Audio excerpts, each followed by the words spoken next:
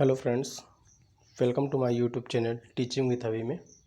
दोस्तों, आज हम लोग इस वीडियो में पढ़ेंगे हिंदी साहित्य के सूफी काव्य धारा के कवि मलिक मोहम्मद जायसी को, जिनसे बनने वाले सभी प्रश्न इस वीडियो में समाहित हैं। आप इस वीडियो को अंत तक ज़रूर देखिएगा। तो आइए शुरू करते हैं। मलिक मोहम्मद जायसी। अगर मलिक मोहम्मद जायसी के हम जन्म की बात करें तो इनका जन्म 1492 ईस्वी में रायबरेली के जायस नामक कस्बे में हुआ। यदि हम इनके निधन की बात करते हैं तो इनका निधन सन 1542 ईस्वी में हुआ। और यदि हम इनके गुरु के नाम की बात करेंगे तो गुरु के रूप में इन्होंने सैयद अशरफ तथा शेख मेहदी दोनों का उल्लेख किया है। और इनके जन्म के संबंध में यदि प्रमाण की बात करें, इन्होंने कहा कि जायस नगर मोर स्थानु, यानी जो उनकी रचना आखिरी कलाम है उसमें उन्होंने अपने जन्म के संबंध में प्रमाण दिए हैं, जायस नगर मोर स्थानु। अगला पॉइंट इसमें है कि जायसी बाबर और शेर शाह सूरी के समकालीन थे, यानी जायसी जो है वो बाबर और शेर शाह सूरी के समकालीन थे। और इन्होंने अपने गुरु के संबंध में एक जो दोहा था, दो पंक्तियाँ इन्होंने लिखी थी कि सैयद अशरफ पीर प्यारा, जय मोहित पंथ दीन उजियारा। ये इन्होंने सैयद अशरफ जी के बारे में लिखा था। और दूसरा था कि गुरु मोहिदी सेवक मैं सेवा, चले उताइत जय कर खेवा। तो इन्होंने अपने जो दोनों गुरु हैं उनके बारे में पंक्तियाँ भी लिखी थी। अब हम इसके आगे देखते हैं। जायसी निजामुद्दीन औलिया की शिष्य परंपरा में आते हैं। दूसरा पॉइंट इसमें यह है कि ये चिश्ती संप्रदाय से संबंधित हैं, यानी जो मलिक मोहम्मद जायसी हैं वो चिश्ती संप्रदाय से संबंधित है। इसमें अगला पॉइंट है कि जायसी कुरूप थे, इनकी एक आंख खराब हो गई थी। शेर शाह सूरी ने इनकी कुरूपता का मजाक उड़ाया तो उन्होंने शेर शाह सूरी से कहा कि मोही हंसेसी की कह रही, यानी हे शेर शाह सूरी, तुम मुझ पर हंस रहे हो या मुझे बनाने वाले पर, यानी जो मुझे बनाने वाले हैं परमात्मा पर आप हंस रहे हो या मुझ पर हंस रहे हो। कह रही का मतलब यहाँ परमात्मा से है। ठीक, इसमें अगला पॉइंट है कि जायसी की कब्र अमेठी में है। जायसी की कब्र कहाँ है? अमेठी में है। अगला पॉइंट है इसमें जायसी की रचनाएं। यदि हम जायसी की रचनाएं की बात करेंगे तो इसमें पहला पॉइंट आता है कि शुक्ल जी के अनुसार, यानी जो शुक्ल जी हैं उन्होंने जायसी की कितनी रचनाओं का उल्लेख किया है, तो इसमें है कि आखिरी कलाम, अखरावट और पद्मावत। यानी जो शुक्ल जी हैं उन्होंने इनकी 3 रचनाओं का उल्लेख किया है, आखिरी कलाम, अखरावट और पद्मावत का। ये जो आखिरी कलाम है ये मलिक मोहम्मद जायसी जी की पहली रचना मानी जाती है, जो इन्होंने बाबर के समय में लिखी थी। अगला पॉइंट इसमें है कि नागरी पचाड़ी सभा काशी ने रचनाओं की संख्या 20 मानी है, यानी जो नागरी पचाड़ी सभा काशी है उन्होंने जायसी की रचनाओं की संख्या 20 मानी है, जिसमें से यदि प्रमुख रचनाओं की बात हम करें तो उसमें आएगी पद्मावत, अखरावट, और एक है सखरावत, इतरावत, चंदावत, मटकावत, चित्रावत, खुर्जानामा और मोराईनामा, मुखहरानामा, मुखरानामा और पोस्तीनामा, होलीनामा और आखिरी कलाम। और भी इसमें रचनाएं हैं, यानी 20 रचनाएं उन्होंने मानी है। एक है महरी बाईसी। ठीक, तो और इसमें अगला पॉइंट है कि जायसी की प्रकाशित रचनाएं, यानी कितनी ऐसी रचनाएं जायसी की हैं जो प्रकाशित हुई हैं, तो उसमें 5 रचनाएं इनकी आती है। एक आखिरी कलाम, एक अखरावट, एक पद्मावत, एक चित्ररेखा और जो 5वीं है वो है महरी बाईसी। ठीक है, अब अगला पॉइंट इसमें देखते हैं कि पद्मावत, यानी जो मलिक मोहम्मद जायसी की जो पद्मावत रचना है उसके बारे में देखेंगे। यहाँ से प्रश्न जरूर बनते हैं, इसको बहुत आप ध्यान से देखिए और सुनिएगा। अगर हम पद्मावत की रचना काल की बात करेंगे तो इसका रचना काल है 1540।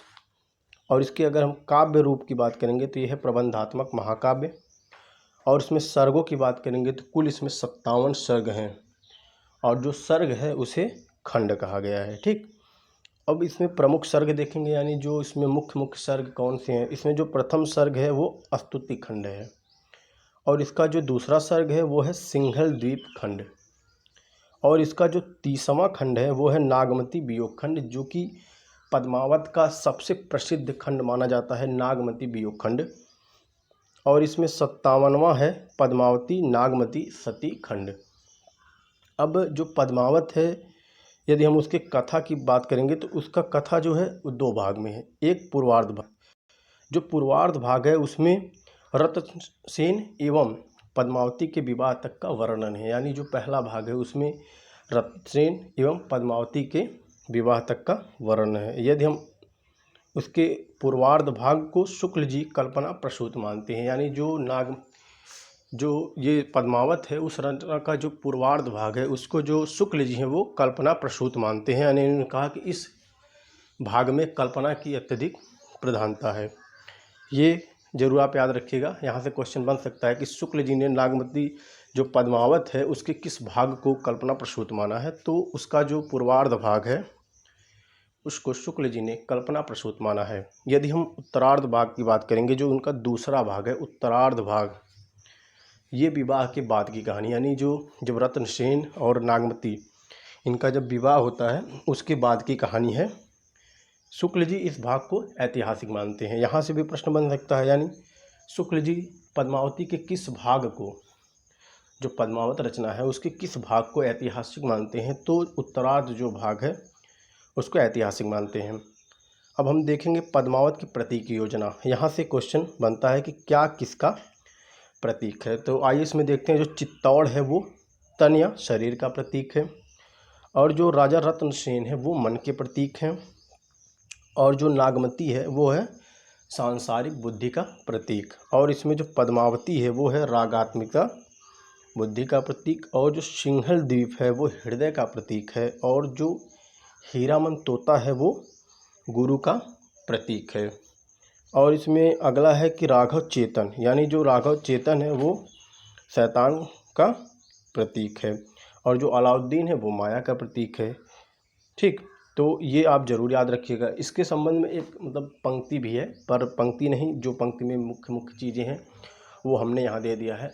अगर आप ठीक है, मैं पंक्ति बता देता हूँ। वो पंक्ति ये है कि तन चितौर मन राजा कीन्हा, हिय सिंगल बुधि पद्मिनी चीन्हा, गुरु सुवा जही पंथ दिखावा, बिन गुरु जगत को निर्गुण पावा, नागमती यह दुनिया धंधा, राघव चेतन सोई शैतानु, माया अलाउद्दीन सुल्तानु। यानी इस पंक्ति के माध्यम से भी इसकी जो प्रतीक योजना को उसमें बताया गया है। अब हम देखेंगे अगला पॉइंट। अगला पॉइंट है कि जो पद्मावत है उसके संबंध में विशेष कथन, या यहाँ से एक एक बिंदु को आप ध्यान से देखिएगा। पहला पॉइंट इसमें है कि इसकी भाषा ठेठ अवधि है, यानी जो पद्मावत है इसकी भाषा ठेठ अवधि।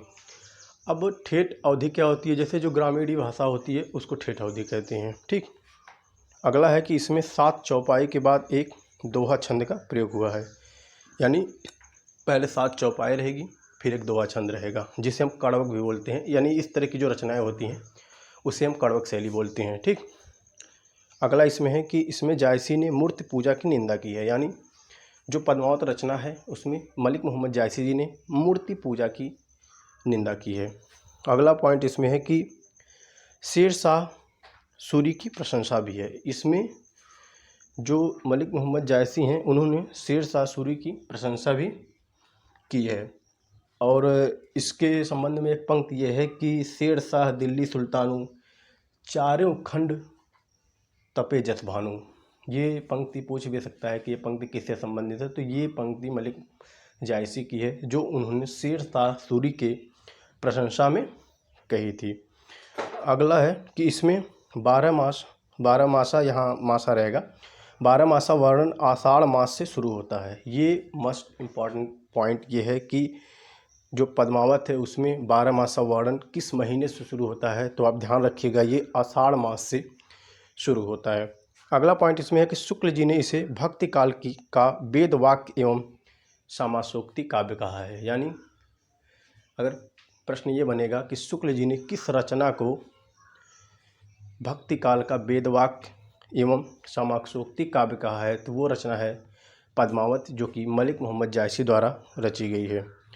इसमें अगला पॉइंट ये है कि जायसी ने पद्मावत में अपने से पूर्व की 4 रचनाओं का उल्लेख किया है। यानी जो मलिक मोहम्मद जायसी हैं उन्होंने जो पद्मावत है उसमें अपने से पूर्व की जो 4 रचनाएं हैं उनका भी उल्लेख किया है। अब हम देखते हैं वो 4 रचनाएं हैं कौन कौन। तो उसमें मृगावती है, मधुमालती है और मुग्धावती है और प्रेमावती है। ये जो आप जानते हैं जो मधुमालती है वो मंझन की है रचना। अब हम देखेंगे आखिरी कलाम, यानी जो मलिक मोहम्मद जायसी की जो आखिरी कलाम है, जो कि मलिक मोहम्मद जायसी की पहली रचना मानी जाती है, जो उन्होंने बाबर के समय में रची थी, आखिरी कलाम, उसके बारे में देखेंगे कि इसमें पहला पॉइंट है कि यह जायसी की प्रथम रचना तथा बाबर के समय में रचित है।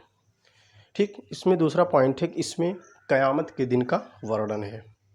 यानी अगर ये पूछेगा कि मलिक मोहम्मद जायसी की किस रचना में क़यामत के दिन का वर्णन है, तो वो हो जाएगी आखिरी कलाम।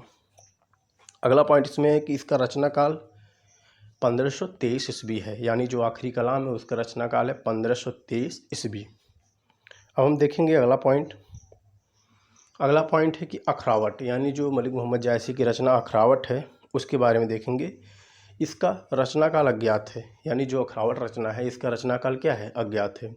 अगला पॉइंट इसमें यह है कि इस रचना में जीव, जगत, ब्रह्म आदि दार्शनिक विचारों की, यानी आर्य दार्शनिक जो विषय है उसकी विवेचना की गई है। यानी जो मलिक मोहम्मद जायसी की अखरावट रचना है उसमें जीव, जगत, ब्रह्म, माया, इन सब विषय के बारे में विवेचना की गई है। अगला पॉइंट है कि यह केवल चौपाई छंद में रचित है। ये भी ध्यान रखने वाली बात है कि जो मलिक मोहम्मद जायसी की ऐसी कौन सी रचना है जो चौपाई छंद में, सिर्फ चौपाई छंद में रचित है, तो वो है अखरावट। इसको आप जरूर ध्यान रखिएगा। अब इसमें अगला है चित्ररेखा, यानी उनकी जो अगली रचना है चित्ररेखा। इसमें है कि यह प्रेमाख्यानक लघु खंड काव्य है। और अगला पॉइंट इसमें है कि इस रचना में सूफी मान्यता से संबंधित मत नहीं है। यानी चूँकि जो मलिक मोहम्मद जायसी हैं वो सूफी संप्रदाय से संबंधित हैं, लेकिन जो उनकी ऐसी कौन सी रचना है जिसमें सूफी मान्यता से संबंधित मत नहीं है, तो वो हो जाएगी चित्ररेखा। तो मलिक मोहम्मद जायसी के बारे में जितनी इन्फॉर्मेशन थी, जितने क्वेश्चन बनने के चांसेस थे, मैंने वहाँ से सारे प्रश्न इस वीडियो में कलेक्ट किए हैं। तो वीडियो आपको कैसी लगी? यदि वीडियो अच्छी लगी हो तो वीडियो को लाइक करें, चैनल को सब्सक्राइब करें और इस तरह की वीडियो पाने के लिए चैनल पे बने रहें। मिलते हैं नेक्स्ट वीडियो में, तब तक के लिए बाय, थैंक यू।